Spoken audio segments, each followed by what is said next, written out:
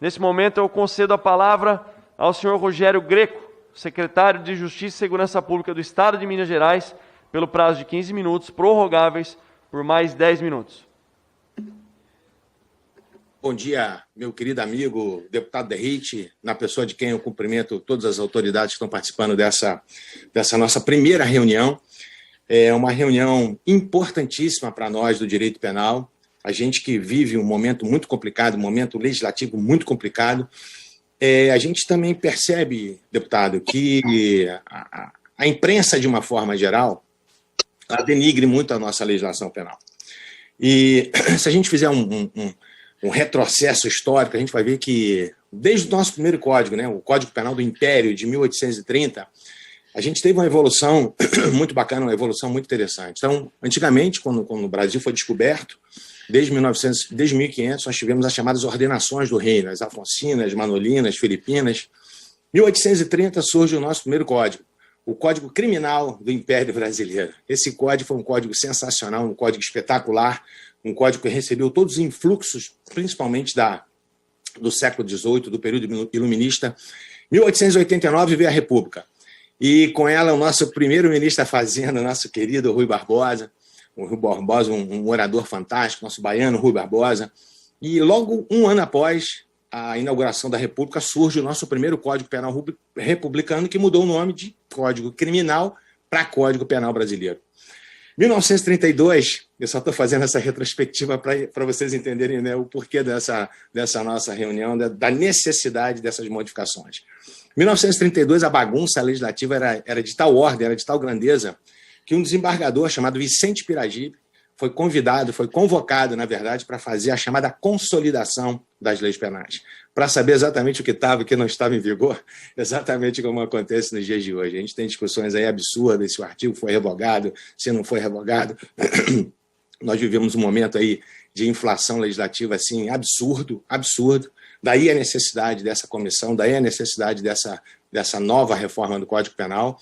Em 1932, surge a chamada consolidação das leis penais.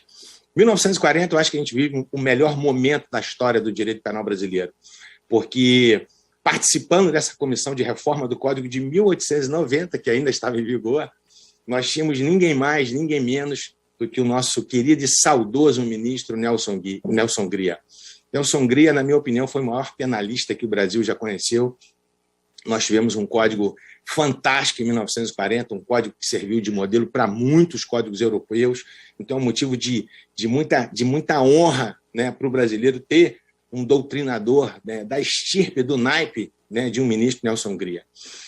Os anos se passaram e em 1984 surgiu, né, em 1969 teve mais um novo projeto de Código Penal, e esse projeto ele acabou sendo votado, acabou sendo publicado, e esse projeto, esse código de 1969, que era um código que já havia necessidade naquela época, porque 30 anos é uma geração, e 30 anos a sociedade ela se modifica assim de forma assustadora.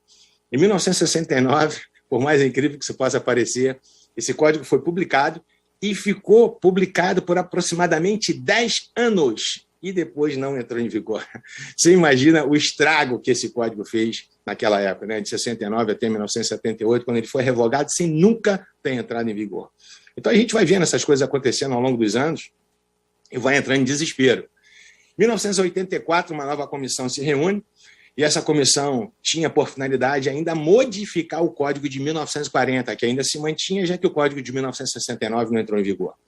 Então, em 1984, essa comissão fez um trabalho fantástico, um trabalho excepcional no que diz respeito à parte geral do nosso Código Penal. E eu posso falar uma coisa aos senhores, que eu fiz um doutorado fora do país e fiz um estudo comparado da nossa parte geral especificamente, porque parte especial, ela retrata a cultura, né? Ela retrata a realidade de cada país. Então é difícil você comparar a parte especial por isso. Cada país tem sua cultura, cada país tem sua realidade. Então, o que é uma infração penal do Brasil não é uma infração penal na França, não é uma infração penal na Espanha. Então, fica difícil de comparar. Mas a parte geral, que é o coração do Código Penal, que foi, né, fruto da reforma de 84, é simplesmente uma parte geral fantástica. Merece alguns reparos? Merece. merece alguns retoques? Sim, porque a sociedade muda, as teorias vão evoluindo ao longo dos anos. Então, eu acho que a nossa missão, pelo menos a minha, né, dentro dessa comissão, é tentar voltar uns estudos mais aprofundados e aperfeiçoar a nossa parte geral. Hoje, a gente vive um momento que a gente tem uma parte geral de 1984, já com algumas alterações. O nosso código, a nossa parte especial é de 1940, também já com inúmeras alterações. Ou seja, a gente tem um Código Penal, cuja parte geral é de 1984, e a parte especial de 1940, cheio de alterações. Debruçando sobre esse código, né, misto, né, de 84 com 1940 e com inúmeras alterações, que a gente vai dar início a esses trabalhos aí na comissão. Então, em síntese, é um trabalho necessário.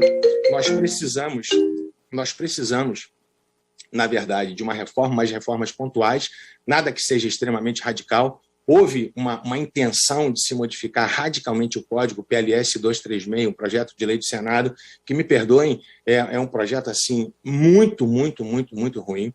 É um projeto que tentou inovar em todos os sentidos, né, tanto a parte geral quanto a parte especial, e a gente não precisa de tantas inovações. O que a gente precisa, na verdade, são de pequenos ajustes para trazer o código à nossa realidade. Então, é isso que eu espero, né, é isso que eu me proponho a fazer aí, né, ombreando aí com essa comissão aí de excelentes doutrinadores, excelentes juristas, e me coloco à disposição de vocês. Bom, encaminha a primeira pergunta ao doutor Rogério Greco. Queria, doutor Greco, antes de mais nada, agradecer mais uma vez a participação do senhor. A estima e consideração que eu tenho pelo senhor, ela ultrapassa os limites institucionais aqui. Eu queria saber do senhor quais os pontos que o senhor consideram relevantes a serem trabalhados nessa subcomissão, a fim de que possamos construir uma política criminal efetiva, e levando em conta as funções preventivas e repressivas da pena, e assim fica aberta a participação do senhor, não somente nessa primeira sessão técnica, mas ao longo de todos os trabalhos, para que o senhor, com a sua experiência como promotor, procurador e agora secretário de Segurança Pública em Minas Gerais, aliás, realizando um brilhante trabalho, leve os meus parabéns aí aos meus irmãos da Polícia Civil, Militar, do Bombeiro de Minas Gerais. Queria que o senhor elencasse aqui os pontos que o senhor considera relevantes. Doutor Derriti, é uma honra estar aqui, né? Principalmente sendo liderada por um querido amigo. Assim, eu particularmente, deputado, eu acho que hoje o grande problema nosso é a sensação de impunidade. Então, as nossas penas, as penas previstas no Código Penal, são relativamente boas. Não dá para dizer que um condenado a uma pena de 12 a 30 anos, um camarada que recebe 30 anos de pena, né, de reclusão, a pena é pequena. O grande problema disso está no efetivo cumprimento da pena. Então, a ideia, na verdade, de rever alguns conceitos na parte geral é realmente acabar com essa sensação de impunidade. Então, por exemplo, hoje, um sujeito é condenado a um cumprimento de pena no regime semiaberto. Eu te pergunto, onde é que ele vai cumprir a pena no regime semiaberto se não tem efetivamente o regime semiaberto? Aí, consequentemente, ele passa para o regime aberto. E a gente não tem casa de albergado. Moral da história, ele vai cumprir a pena na casa dele. Então, essa sensação de insegurança, de impunidade, é muito ruim para a sociedade. Então, um dos focos, na verdade, de análise deveria ser efetivamente rever os sistemas, principalmente de progressão, se há necessidade efetivamente de uma progressão, porque antigamente nós tínhamos aí naqueles conceitos, ele vai voltando progressivamente ao convívio em sociedade, ele começa num regime fechado e logo em seguida passa para o semiaberto, daqui a pouco ele está... E a gente sabe que isso é uma falácia, a gente sabe que isso é uma mentira. Então, eu particularmente acho que não existe mais a necessidade, né, de tantos regimes assim de efetivo cumprimento de pena. O sujeito teria que cumprir a pena de prisão e, consequentemente, durante a fase da execução da pena, teria algum tipo de benefício, a exemplo do livramento condicional. Então, a ideia, na verdade, é porque o nosso código, a nossa parte geral do Código Penal, como eu disse, né, na nossa introdução, ela é muito boa. Tecnicamente, o código é muito bom. O PLS 236, o que ele fez foi destruir uma parte geral que é perfeitamente técnica. Então, mas precisa desses ajustes. E, na minha opinião, onde precisa mais desse aperto de respeito e efetivo cumprimento da pena. Então, a gente tem que rever os regimes. Não há necessidade de 3 regimes de efetivo cumprimento da pena, porque a gente sabe que isso não acontece na realidade prática, se transforma, na verdade, numa sensação absurda de impunidade. A gente pode ter tão somente a prisão e, por exemplo, um livramento condicional. Isso a ser, obviamente, discutido com a comissão. Serve aos 2 outros expositores, tanto ao Major quanto ao senhor João Henrique. Aqui os senhores imputam, em termos acadêmicos, essa subnotificação e baixa investigação de roubos e furtos, ou seja, a pauta acadêmica sendo dominada por outros temas que, como o Major expôs aqui, não são de fato aqueles que mais afligem o brasileiro médio, o brasileiro comum. Essa pergunta é direcionada aos senhores porque os senhores estudaram, fizeram mestrado e o major doutorado na própria Universidade de São Paulo, né, que é um dos berços acadêmicos aí considerado no nosso país. Bom, deputado, a pergunta ela tem assim, extremamente relacionada ao tema que a gente, né, tentou trazer e efetivamente tem toda uma discussão a respeito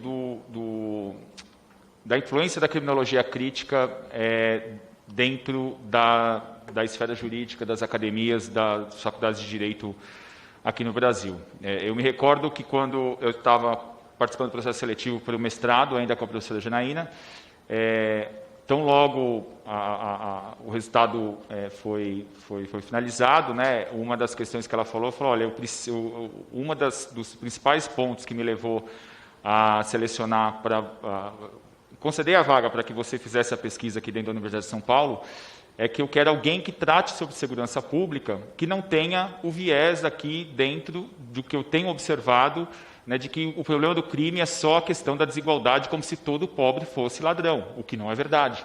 Né? É óbvio que condicionantes criminais, e a criminologia crítica, no nosso trabalho de doutorado, a gente fez ressaltou essa questão. A criminologia crítica são correntes marxistas que entendem que o direito penal ele é um instrumento de opressão do Estado capitalista, né? Claro, a criminologia tem várias correntes, mas em linhas gerais. E sendo esse instrumento opressor, uma das finalidades da criminologia não é ajudar o sistema a ser melhor, né, como a criminologia tradicional. A finalidade da criminologia crítica é efetivamente lutar contra o direito penal, e por isso que nós vemos tantos professores de direito penal, uma coisa que eu assustei, em alguns casos, o docente ser professor de direito penal e lutar pela abolição do direito penal. Eu até brincava, falava, vai perder o emprego, né, porque vai acabar o direito penal. Mas, assim, e eu só fui entender essa questão, exatamente quando nós analisamos o histórico de como essas correntes adentraram nas universidades, e o objetivo delas exatamente é trazer esses conceitos marxistas dentro do âmbito de direito penal. E nós tivemos também as ciências sociais entrando no campo da segurança pública. E eu sempre falo, tento destacar, que nós não podemos, né, a ideia não é de substituir, não vamos falar de criminologia crítica, pelo contrário, a criminologia crítica ela é extremamente importante para apontar inúmeras deficiências do sistema de justiça criminal, inúmeras deficiências do sistema prisional, então ela é muito importante, porém, hoje, nós temos essa influência, quase que um monopólio dessa informação dentro das academias, das principais faculdades de direito, das principais faculdades de ciências sociais, e isso atrapalha o debate.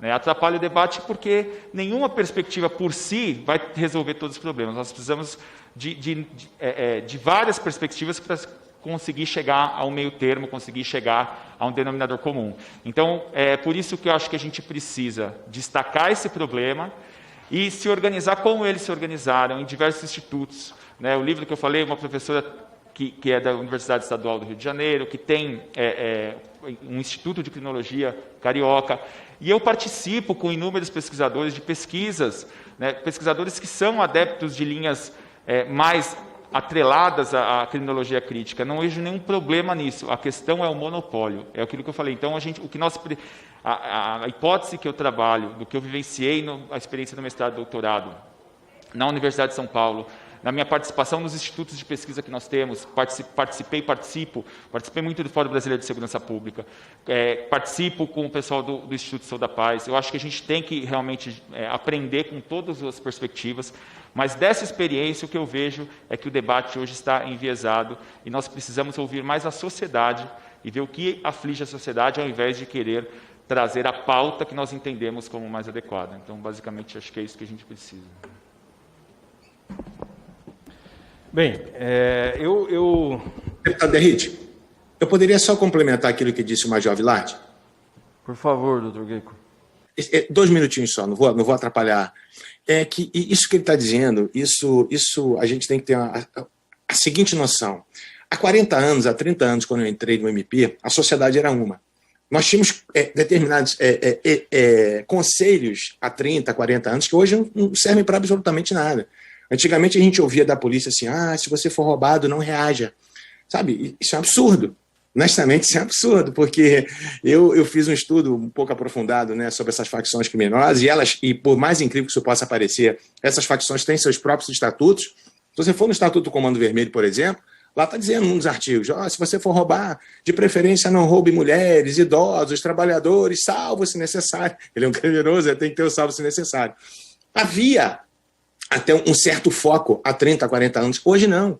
Hoje eles atiram em mulheres, hoje eles atiram em crianças, hoje eles atiram se você reagir, se você não reagir. Então, hoje a gente vive uma sociedade, o crime hoje é completamente diferente de 30, 40 anos. Eu vejo professores, como a Major Vilardi falou muito bem, ainda se reportando a FONLIST, dizendo que o Código Penal é a carta magna do delinquente. Isso acabou. Naquela época, eu ainda tinha que proteger a sociedade, porque ainda se discutia a respeito de tipos penais, o sujeito era punido sem uma tipificação específica. Hoje não existe isso. Hoje é a sociedade que merece essa proteção. E é isso que a gente tem que ver. Então, a sociedade hoje está desprotegida, ela está desguarnecida. Por quê? Isso também que o Major falou, né, de forma muito bem colocada. Quando se cita Ferraioli, né, se cita até de forma equivocada. Quando o Ferraioli começou a criar, o Ferraioli é um jurista de esquerda, quando ele criou a teoria do garantismo penal na década de 70 do século passado, na Itália, para que você tenha uma ideia, havia mais de 200 grupos terroristas. 200. A Itália teve que editar uma legislação emergencial para conter esses grupos terroristas, e um deles, inclusive, matou o primeiro-ministro italiano, o ministro Aldo Moro, e de lá começa, eles criam esse grupo chamado de Magistratura Democrática. Então, a partir da década de 70, e toda vez que a gente usa essa palavra democrática, a gente tem que ficar um pouco ligado, um pouco esperto nisso, viu? Porque de democrático não tem absolutamente nada. Então, assim, hoje eu só terminando para não atrapalhar o tempo, a gente vive uma sociedade, entre aspas, chamada de pós-moderna, que a criminalidade é outra. E mais, né, sem querer chocar ninguém com o que eu vou dizer, mas existe uma reincidência cultural. Antigamente se falava o seguinte, o sujeito pratica crime porque ele é um excluído da sociedade, a sociedade não deu a ele as oportunidades. Hoje não. Hoje um sujeito pratica o tráfico, por exemplo, no Rio, porque ele gosta de ser traficante. Não é que a sociedade não ofereceu, não disponibilizou a ele trabalho, não é absolutamente nada. Existe uma cultura do tráfico, é isso que as pessoas têm que cair na real. Hoje a gente vive uma sociedade diferente, e essa sociedade diferente merece ser protegida, e os criminosos merecem uma resposta diferente do Estado.